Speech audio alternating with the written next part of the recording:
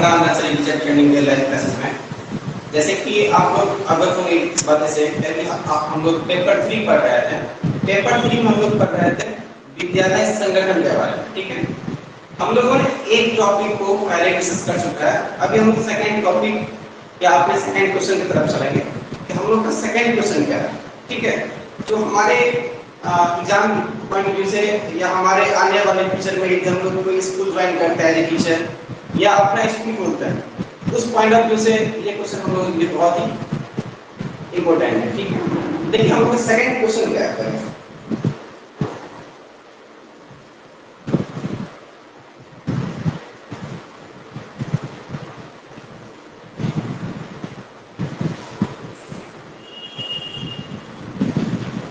Second question में पहले आप लोगों को बता दूं कि सेकंड क्वेश्चन हमारा है कि विद्यालय संगठन का अर्थ स्पष्ट करें और शिक्षा में विद्यालय संगठन की आवश्यकता क्या है, उद्देश्य एवं परियोजना को स्पष्ट करें। ठीक है, मैं फिर से एक बार रिपीट कर रहा हूं कि आपका क्वेश्चन क्या है कि विद्यालय संगठन का अर्थ स्पष्ट करें, इसका उद्देश्य क्या है, इसकी परियोजना क्या है और इसकी आवश्यकता क्या है। इसमें वैसे 4 क्वेश्चन है। ठीक है, मैं चारों क्वेश्चन को बार-बार डिस्कस करूंगा। पहले आप फर्स्ट क्वेश्चन समझिए कि विद्यालय संगठन का अर्थ स्पष्ट करें।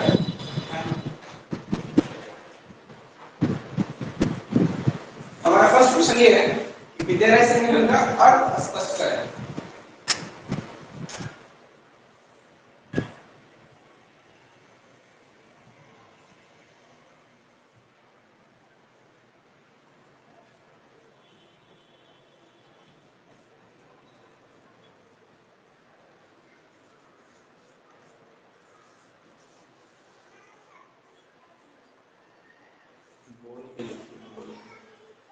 विद्यालय संगठन का अर्थ स्पष्ट करें। जैसे कि विद्यालय संगठन का अर्थ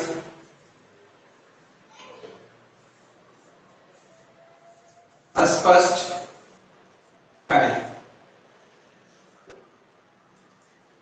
देखिए, इससे पहले हम लोग विद्यालय क्या होता है और संगठन क्या होता है, इस टॉपिक को हम लोग पहले डिस्कस कर चुके हैं। ठीक है, तो भी अब ये देखना है कि विद्यालय संगठन उन भौतिक तथा मानवीय संस्था को कहते हैं जहां पे बच्चे अपने बौद्धिक मानसिक शक्ति को बढ़ाते हैं या अपनी शिक्षा को बढ़ाते हैं। ठीक है, अब हम लोग देखते हैं कि विद्यालय, ठीक है, कि विद्यालय जो होता है संगठन में ही क्यों होता है। ठीक है, जैसे कि हम लोग का क्वेश्चन है कि विद्यालय संगठन का अर्थ स्पष्ट करें। ठीक है, ये जो संगठन है इसके बारे में समझना है। ठीक है, संगठन क्या होता है तो हम आप लोग इसी से अवगत होंगे क्योंकि हम लोग ऑलरेडी पढ़ चुके हैं कि संगठन का मतलब क्या होता है। संगठन का मतलब क्या होता है कि समूह, ठीक है, जहां पे बहुत सारे व्यक्ति काम करते हैं उसी को हम लोग क्या बोलते हैं, संगठन बोलते हैं। अब देखिए, इसमें सबसे बड़ी इंपॉर्टेंट बात यह है कि विद्यालय जो है एक नाम मात्र संस्था नहीं होती है। ठीक है, इसको चलाने के लिए बहुत सारे चीजों की आवश्यकता पड़ती है। ठीक है, जैसे कि एक विद्यालय यदि हम लोग ओपन करना हो, उसमें सबसे बड़ी बात पहले ये होती है कि विद्यालय के लिए हमारा प्लेस कैसा है, कि जगह कैसा है, क्या होना चाहिए फर्स्ट में हम लोग का, कि हम लोग का स्थान कैसा है, कि हम लोग अपना विद्यालय कहाँ पे खोल रहे हैं। ठीक है, सेकंड ये होता है कि विद्यालय का भवन कैसा मेरा। ठीक है, भवन कैसा है। उसके बाद हम लोग को थर्ड में देखना है कि इसका प्लेग्राउंड या खेल का मैदान कैसा है, खेल का मैदान कैसा है। फोर्थ हम लोग को देखना है कि जिस शिक्षक या शिक्षिका को हम लोग अपने विद्यालय में रखे हुए हैं वो उस सब्जेक्ट के लिए सारी क्राइटेरिया को फुलफिल कर रहे हैं कि नहीं कर रहे हैं। मतलब क्या, फोर्थ में क्या, शिक्षक या शिक्षिका, शिक्षक और शिक्षिका।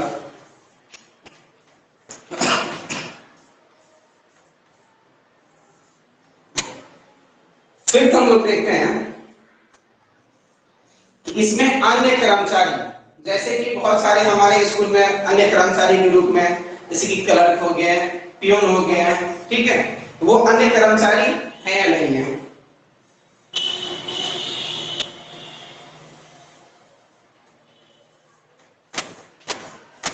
अन्य कर्मचारी। नेक्स्ट हम लोग को देखना है स्कूल में कार्यालय का व्यवस्था है या नहीं है, कंप्यूटर लैब का व्यवस्था है या नहीं है। कार्यालय देखते हैं,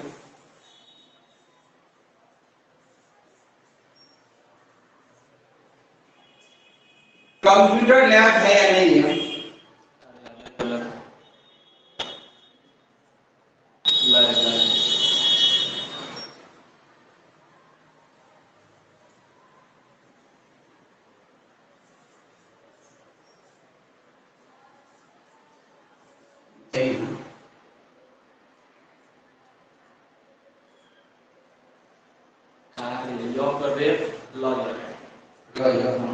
ठीक है, कार्यालय है या नहीं है। ठीक है, बहुत सारी बातें महत्वपूर्ण लगती है कि आपके एक स्कूल को चलाने के लिए, जैसे कि सबसे बड़ी तो आपका, आप किस एरिया में आपका स्कूल है, ठीक है, वहां का वातावरण कैसा है, सबसे बड़ी चीज मायने रखती है।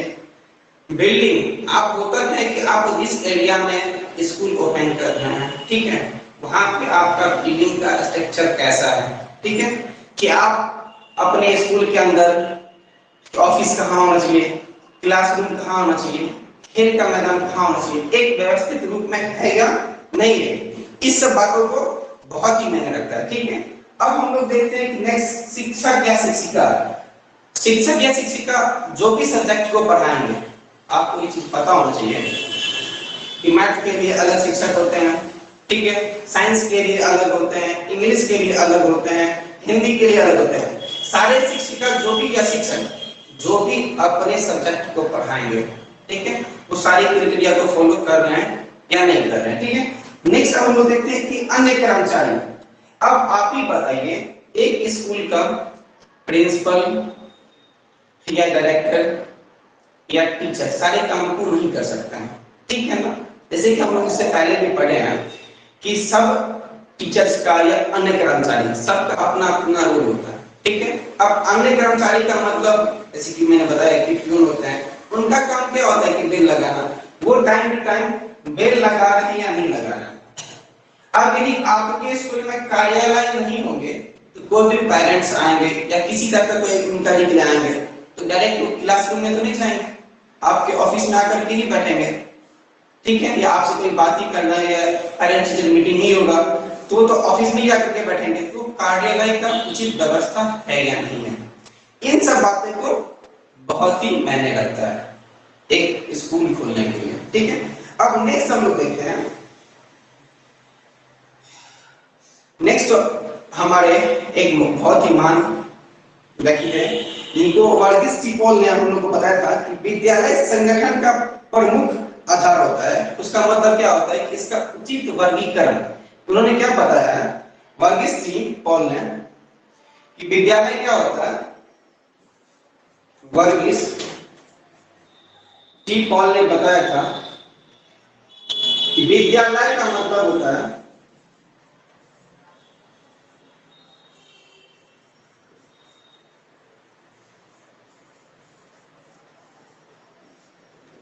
विद्यालय का मतलब उन्होंने बताया था कि वर्गीकरण होता है। वर्गीकरण का मतलब होता है बंटवारा। क्या होता है वर्गीकरण, वर्गीकरण का मतलब क्या है कि बंटवारा। अब एक बात बताइए कि इसमें तो बंटवारा तो होता ही है, ठीक है, कि कैसे नहीं बंटवारा होता है। हम लोग का खेल का मैदान अलग होता है, क्लासरूम अलग होता है, ऑफिस अलग होता है, ठीक है। अब टीचर्स के लिए स्टाफ रूम होता है तो अलग होता है, ठीक है। इसका मतलब क्या होता है कि वर्गीकरण का मतलब क्या होता है बंटवारा, सारे चीज को बांटना, ठीक है। नेक्स्ट उन्होंने अब ये भी बताया था कि अब इस तरह कि शिक्षक का शिक्षा के साथ बंटवारा है या नहीं। शिक्षक क्या करेंगे, छात्र को पढ़ाएंगे।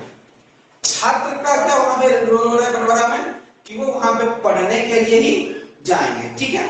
अब यदि देखना है कि शिक्षक का और भी क्या रोल होता है, तो शिक्षण पद्धति के अलावा वो कोई भी काम को डिस्टर्ब न करेंगे, जिनका जो अपना रोल होगा वही वो रोल को निभाएंगे।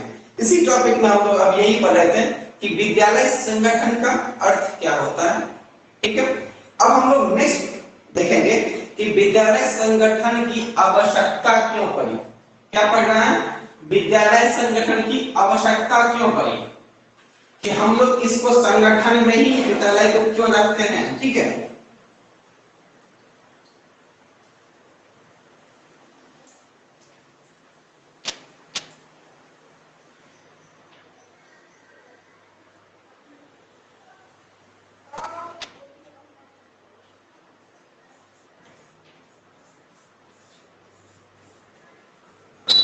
विद्यालय संगठन की आवश्यकता।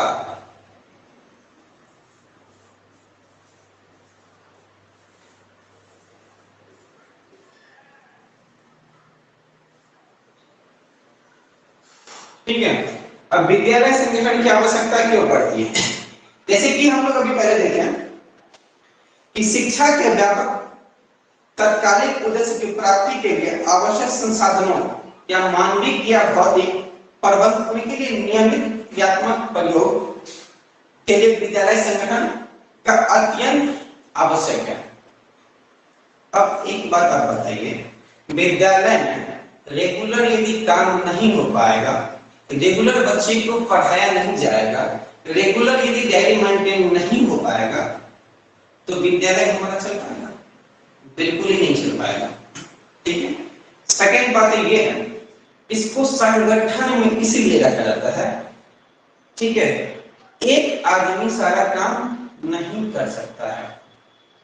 अब एक बात आप बताइए कि जो भी कोई टीचर है, ठीक है, टीचर क्या पढ़ा भी लेंगे और ऑफिस का भी काम देख लेंगे, पेरेंट्स से भी मिल लेंगे और बेल भी जाकर वही बजा देंगे, सारा काम नहीं कर सकता, बिल्कुल नहीं करेंगे। ठीक है, इसीलिए विद्यालय को संगठन में रखने की आवश्यकता पड़ी कि यहाँ पे बहुत सारे आदमी काम करेंगे और मिलकर सभी आदमी काम करेंगे, तभी इसको हम लोग आगे बढ़ा पाएंगे किसी भी विद्यालय को।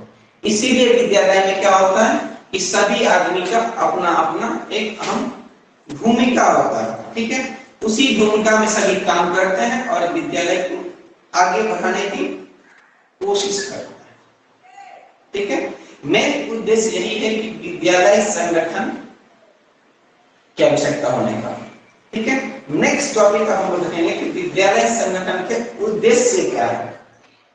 विद्यालय संगठन के उद्देश्य क्या है?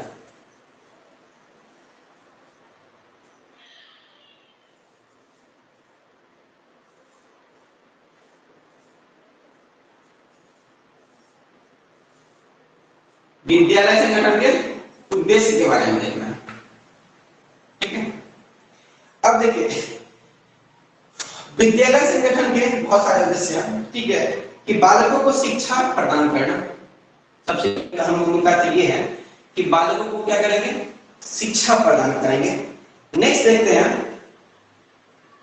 कि अब वो जमाना नहीं रहा कि पहले के जमाने की तरह जो बच्चे को पेड़ के नीचे या मंदिरों के पास या किसी तालाब के पास पढ़ाया जा रहा था।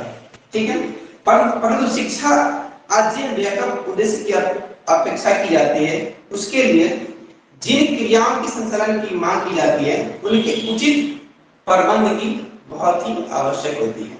ठीक है, विद्यालय एक नाम मात्र संस्था नहीं होती है, आवश्यक संसाधन या भौतिक एवं मानवीय युक्त करने की अत्यंत आवश्यक होती है।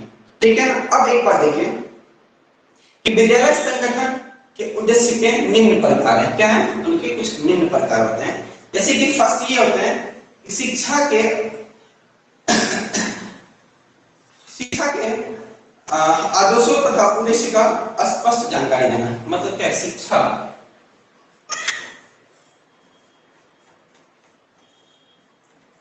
क्यों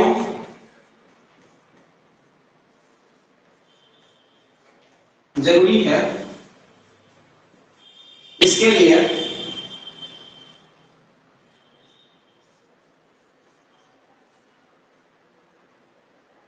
सभी को जागरूक करना,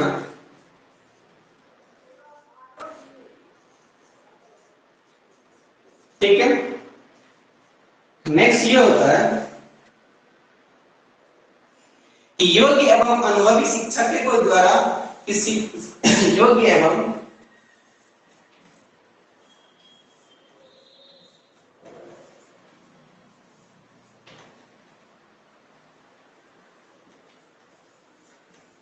अनुभवी शिक्षक के द्वारा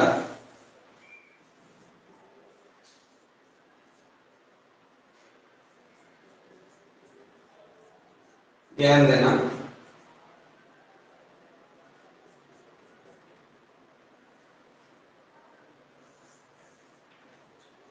नेक्स्ट हम लोग को देखना है कि शिक्षण कार्य के लिए आवश्यक उपकरणों जैसे कि शिक्षण कार्य के लिए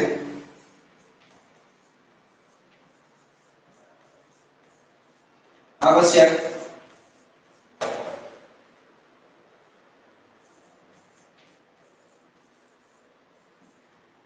उपकरण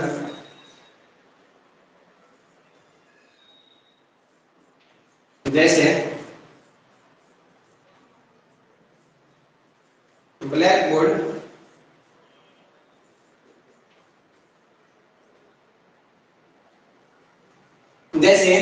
ब्लैक बोर्ड, चौक,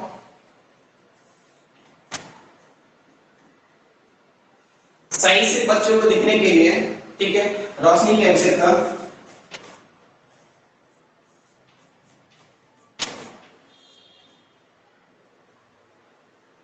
पंखा इत्यादि की आवश्यकता पड़ती है। नेक्स्ट हम लोग देखते हैं इसमें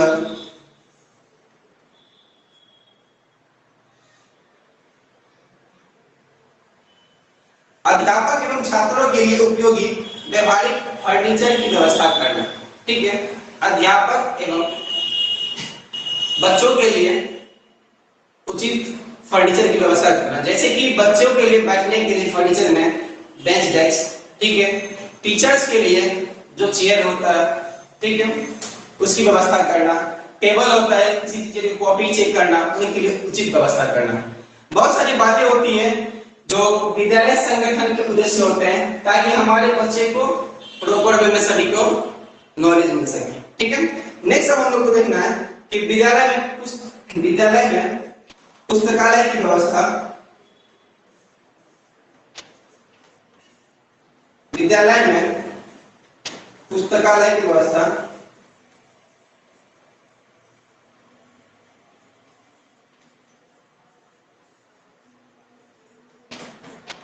कि आपके विद्यालय में पुस्तकालय की व्यवस्था क्या है कि नहीं। पांचवा ये देखते हैं खेल की मैदान,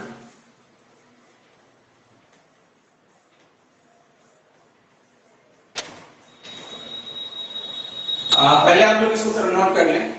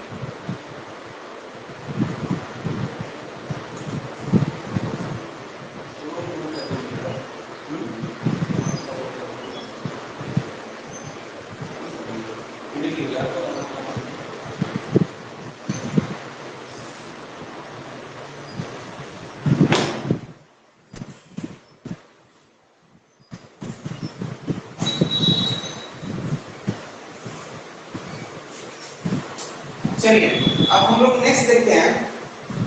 सबसे अहम बात ये होती है कि विद्यालय में हर प्रकार की व्यवस्था करना, जैसे कि स्वास्थ्य व्यवस्था करना, खेल की मैदान की व्यवस्था करना, ठीक है, या विद्यालय में समुदाय में स्वास्थ्य संबंध को स्थापित करना। अब नेक्स्ट हम लोग सिक्स टॉपिक देखेंगे।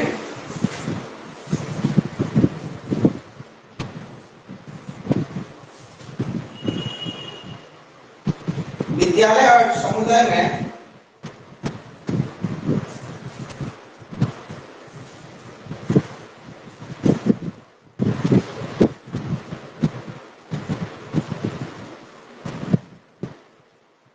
विद्यालय और समुदाय में स्वास्थ्य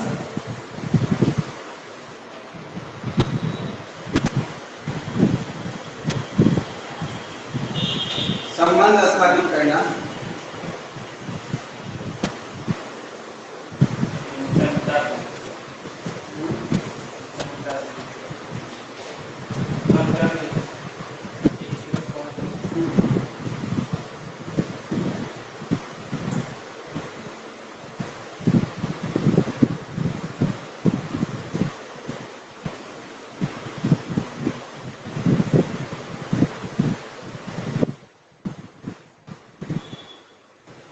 नेक्स्ट ये है कि विद्यालय के वित्तीय प्रबंधक नियमानुसार चलाना अर्थात आय और व्यय का दैनिक हिसाब रखना, दैनिक आय या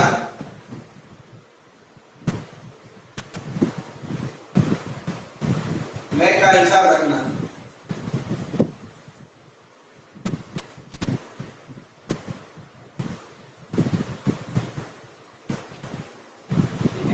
यही पे आपका अगले टॉपिक इन होता है, ठीक है, और ये क्वेश्चन भी आपका इन होता है, ठीक है, विद्यालय संगठन प्रोसेस। अब हम लोग अपने नेक्स्ट क्वेश्चन की ओर चलेंगे। पहले आप इसको राइट कर लीजिए।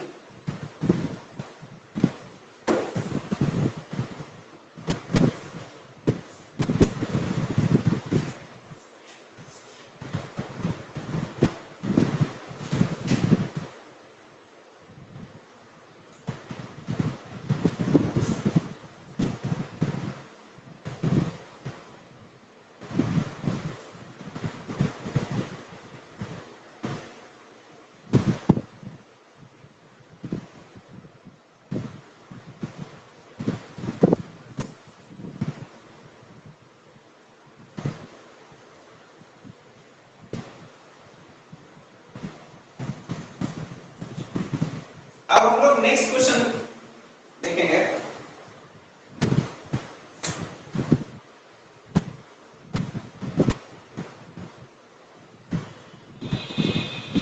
आप पेपर 3 का ही बनो, नेक्स्ट क्वेश्चन पे आएंगे।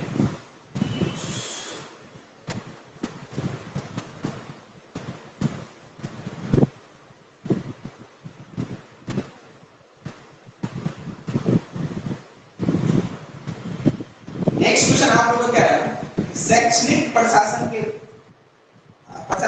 प्रारूप का वर्णन करें। शैक्षणिक प्रशासन के प्रारूप का वर्णन करें। शिक्षा व्यवस्था के तीनों स्तर पर प्रशासन के स्वरूप को वर्णन कीजिए।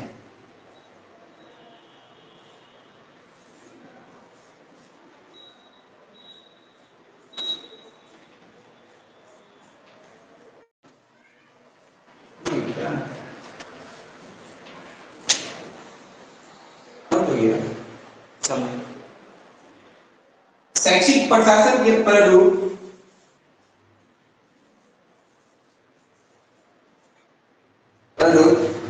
का वर्णन कीजिए।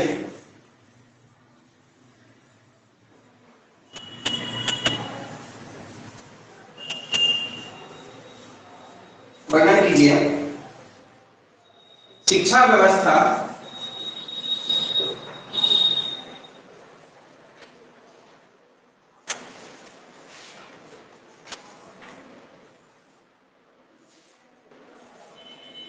शिक्षा व्यवस्था के तीनों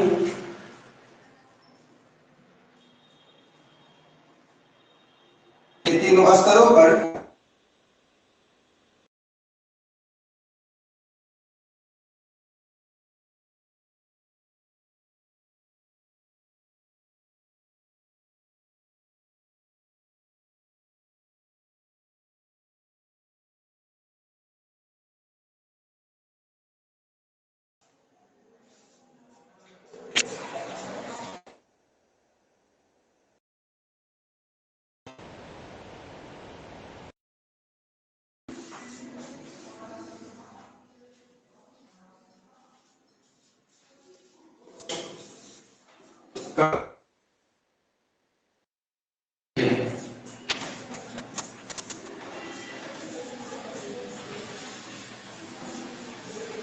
चलिए पहले हम लोग क्वेश्चन को समझेंगे कि क्वेश्चन क्या है। ठीक है, क्वेश्चन क्या है, शैक्षिक प्रशासन के प्रारूप का वर्णन कीजिए।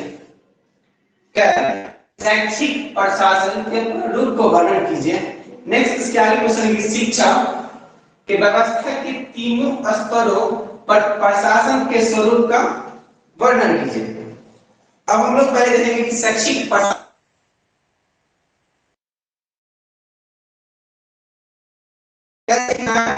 शैक्षिक प्रशासन का प्रारूप क्या होता है, जिसको हम क्या बोलते हैं, स्ट्रक्चर ऑफ एजुकेशन एडमिनिस्ट्रेशन। ठीक है, इससे देखते हैं कि शिक्षा की व्यवस्था का उत्तरदायित्व राज्य सरकार या प्रदेश सरकार, इसलिए राष्ट्रीय शिक्षा संबंधी सुझाव एवं संशोधन करता है। इस प्रकार शिक्षा व्यवस्था का प्रारूप 3 स्तर पर है। आप बताइए शिक्षा व्यवस्था की जिम्मेदारी किसके ऊपर है? हमारे बिहार सरकार के ऊपर है। जो दिल्ली में है वो किसके ऊपर है? दिल्ली के ऊपर है। महाराष्ट्र में है, जो यूपी में है, जो एमपी में, सबका क्या है कि अपना सरकारी पढ़ना। ठीक है ना। अब शैक्षणिक इसका 3 भाग है। शैक्षणिक प्रशासन के 3 भाग है।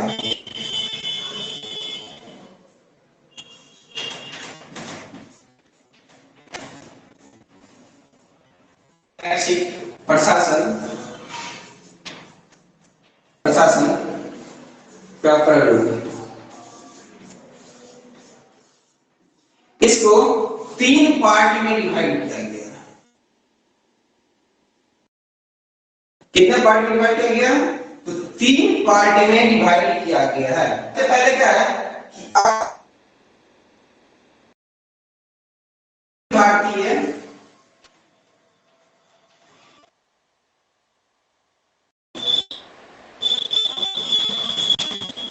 अखिल भारतीय शैक्षिक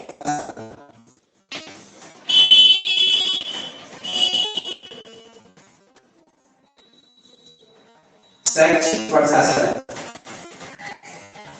इसका इंग्लिश क्या होता है?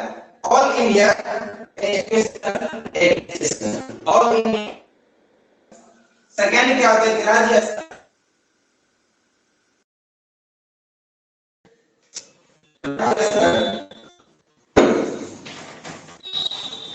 शैक्षिक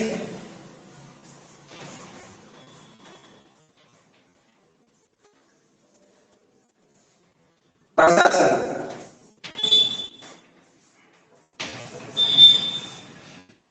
स्थानीय स्तर शैक्षिक प्रशासन क्या होता है? जिला एवं स्थानीय शैक्षिक प्रशासन, जिला एवं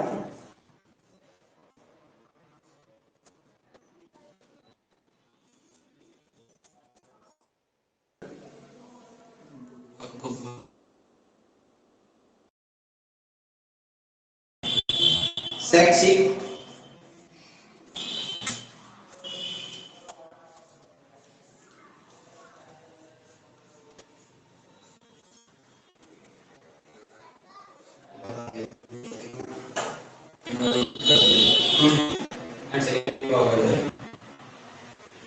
लेगा तो चल रहा।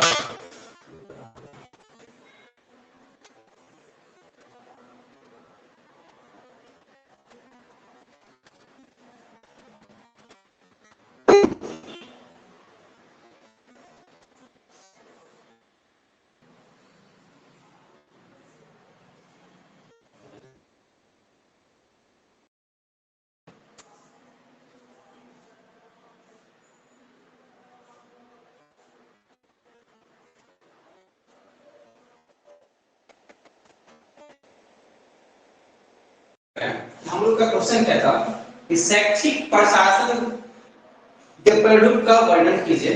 ठीक है, और नेक्स्ट क्या इसी में क्वेश्चन हमारा शिक्षा व्यवस्था के 3 स्तरों पर प्रशासन के स्वरूप का वर्णन कीजिए। ठीक है, अब शैक्षिक प्रशासन का प्रयोग का मतलब क्या होता है कि हमारे जैसे कि बिहार में जो है शिक्षा व्यवस्था को सरकार देखती है, तो 3 भागों में डिवाइड किया गया है।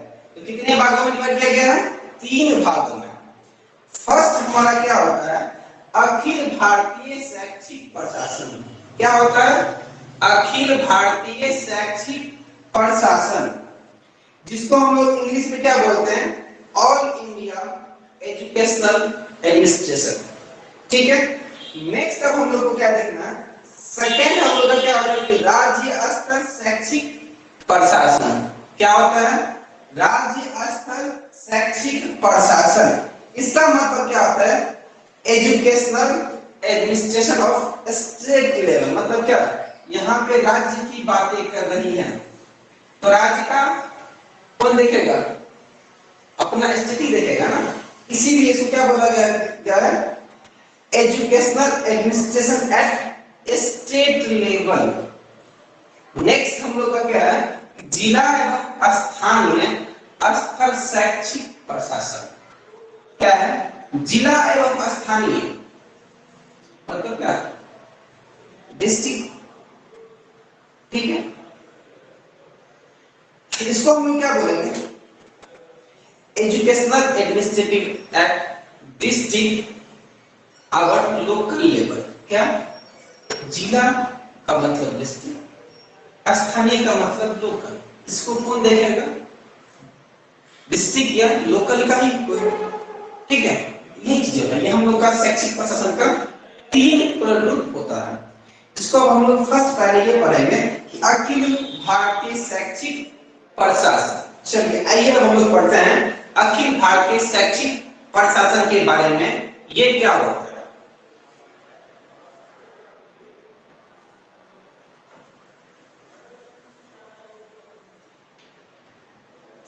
यदि कहीं का छूट गया हो तो आपके पास रिकॉर्डेड वीडियो आपके ऐप के रिकॉर्डिंग सेक्शन में अवेलेबल रहेगा। आप वहां से रिकॉर्डेड वीडियो देख सकते हैं। ठीक है। यदि छूट गया तो घबराने की कोई बात नहीं है। आप कभी भी उस रिकॉर्डेड वीडियो को जाकर के जितना बार मन चाहे आप उतना बार उसको देख सकते हैं।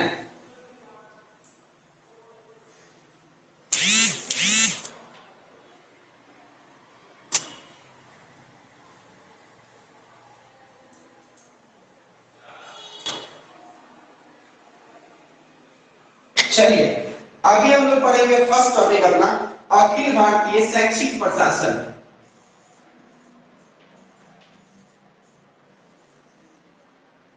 अखिल भारतीय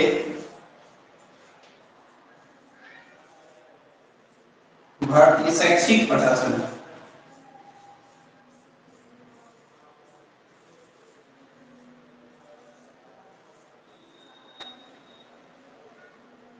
शैक्षिक प्रशासन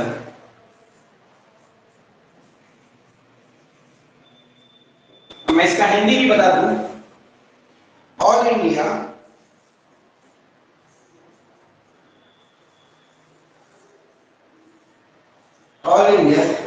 एजुकेशनल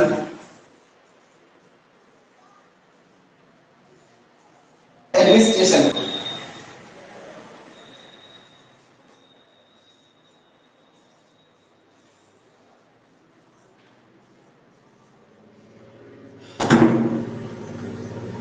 क्या होता है अखिल भारतीय शैक्षिक प्रशासन का इंग्लिश क्या होता है? All India education administration.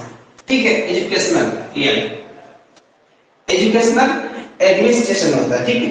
अब देखिए कुछ विद्यालय या कुछ यूनिवर्सिटी, ठीक है, वो केंद्र सरकार के द्वारा चलाया जाता है। किसके द्वारा चलाया जाता है? केंद्र सरकार के द्वारा चलाई जाती है।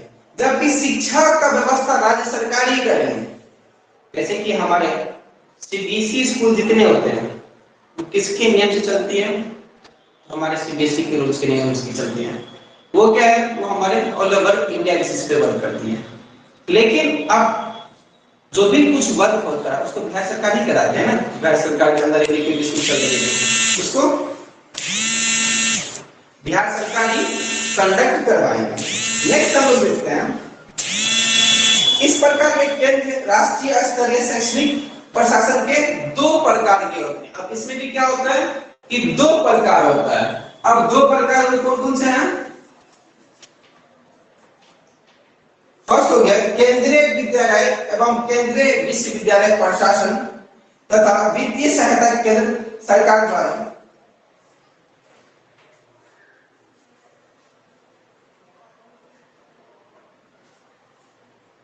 केंद्रीय विद्यालय एवं केंद्रीय विश्वविद्यालय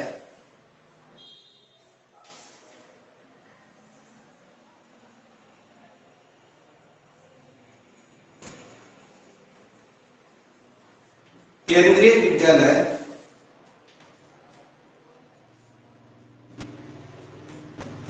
एवं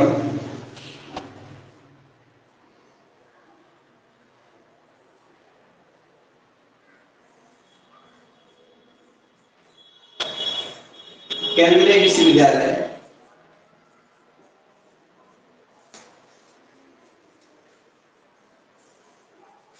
संगठन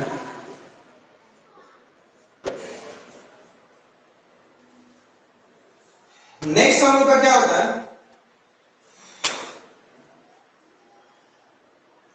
अखिल भारतीय शिक्षा परिषद का केंद्र सरकार द्वारा गठन किया गया है, जो राज्य सरकार एवं केंद्र सरकार देखिए केंद्रीय विद्यालय संगठन एवं विद्यालय एवं विश्वविद्यालय को सिर्फ हमारे सेंट्रल गवर्नमेंट ही चलाती है।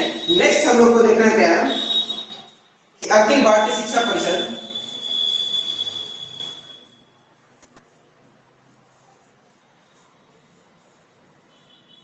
अखिल भारतीय शिक्षा परिषदों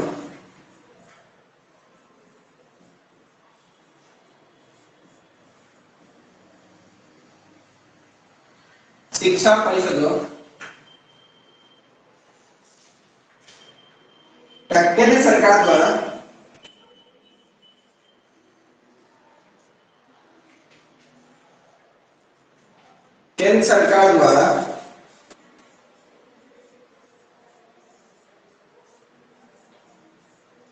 केंद्र सरकार द्वारा वित्तीय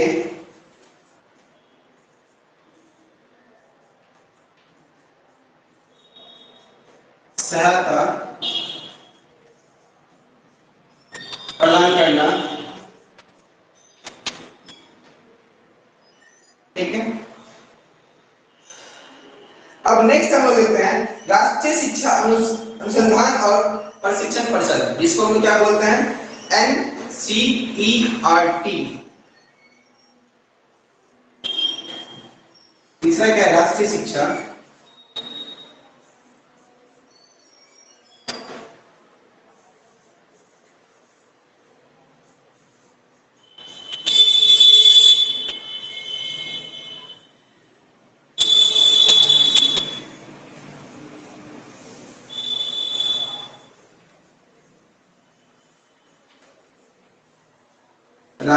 अनुसंधान और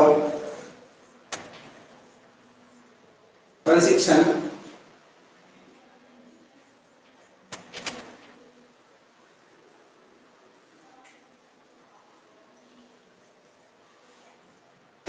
परिषद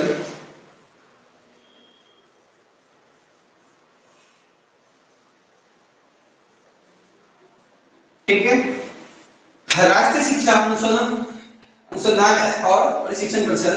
नेक्स्ट हम लोग देखते हैं कि हमारा चौथा क्या है? केंद्रीय समाज कल्याण बोर्ड। क्या है? केंद्रीय समाज कल्याण बोर्ड, इसको हम क्या बोलते हैं? Central social welfare board.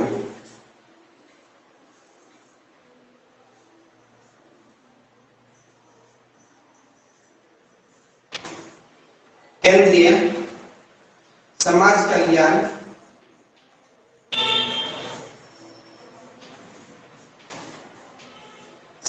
कल्याण बोर्ड। हमें एक बार फिर से रिपीट करें आप सबको। फर्स्ट क्या हम लोग का? केंद्रीय विद्यालय एवं केंद्रीय विश्वविद्यालय संगठन। ठीक है। नेक्स्ट क्या है? अखिल भारतीय शिक्षा परिषदों का केंद्र सरकार द्वारा वित्तीय सहायता प्रदान करना। ठीक है। थर्ड हम लोग का क्या है कि राष्ट्रीय शिक्षा अनुसंधान और प्रशिक्षण परिषद। फोर्थ हम लोग का क्या है केंद्रीय समाज कल्याण बोर्ड। अब ये सब सारी बातें क्या हम लोग नेक्स्ट टॉपिक में इसको पढ़ते हैं। ठीक है।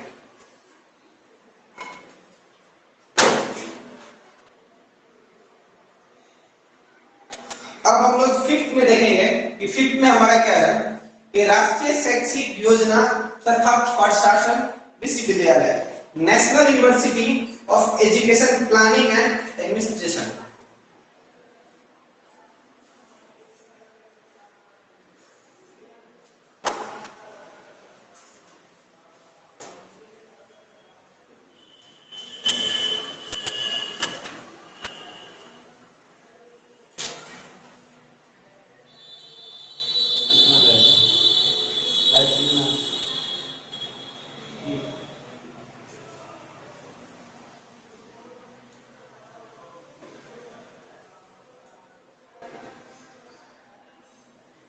फिफ्थ हम लोग देखिए कि राष्ट्रीय शैक्षिक योजना प्रशासन विश्वविद्यालय।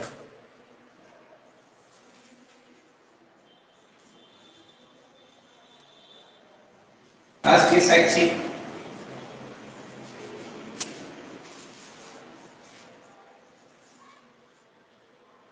योजना तथा प्रशासन विश्वविद्यालय।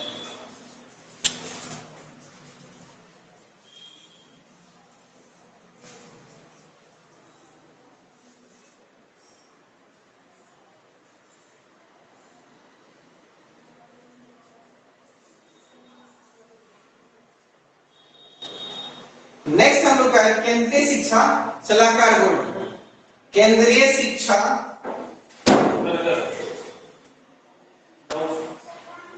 केंद्रीय शिक्षा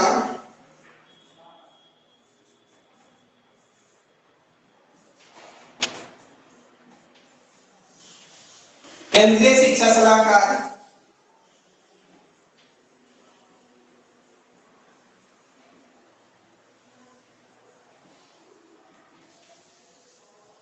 केंद्रीय शिक्षा सलाहकार बोर्ड, जिसको हम लोग क्या बोलते हैं central advisory board of education. Central advisory board of education. Next हम लोग देखते हैं अखिल भारतीय माध्यमिक शिक्षा परिषद। अखिल भारतीय माध्यमिक शिक्षा परिषद। अखिल भारतीय माध्यमिक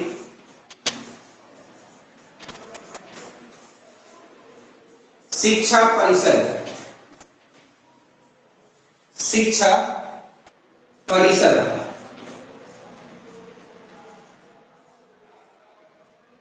नेक्स्ट हम लोग देखते हैं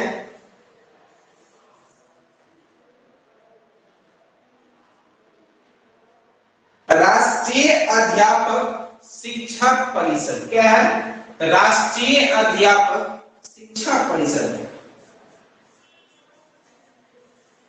राष्ट्रीय अध्यापक शिक्षा परिषद।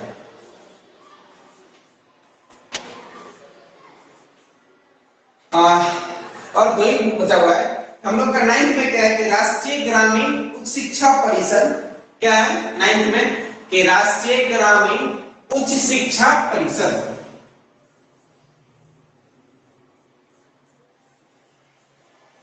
राष्ट्रीय ग्रामीण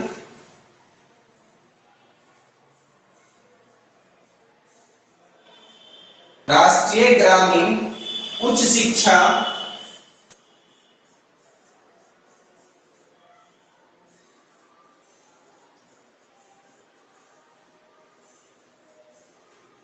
परिषद। ठीक है। और हम लोग का लास्ट ये है वैज्ञानिक एवं औद्योगिक अनुसंधान परिषद। क्या है वैज्ञानिक एवं औद्योगिक अनुसंधान परिषद। जिसको हम लोग क्या बोलते हैं council of scientific and industrial research. ठीक है, ये हम लोग का लास्ट है। अब हम लोग इस टॉपिक को नेक्स्ट क्लास में पढ़ेंगे। तो हम लोग का लास्ट टॉपिक क्या है इसका, राज्य या प्रदेश स्तर पर शैक्षिक प्रशासन। जिनका भी क्लास आपसे छूट गया है वो आप लोग रिकॉर्डेड वीडियो या जिनका कोई टॉपिक देखना छूट गया है वो आप लोग टेंशन ना लें।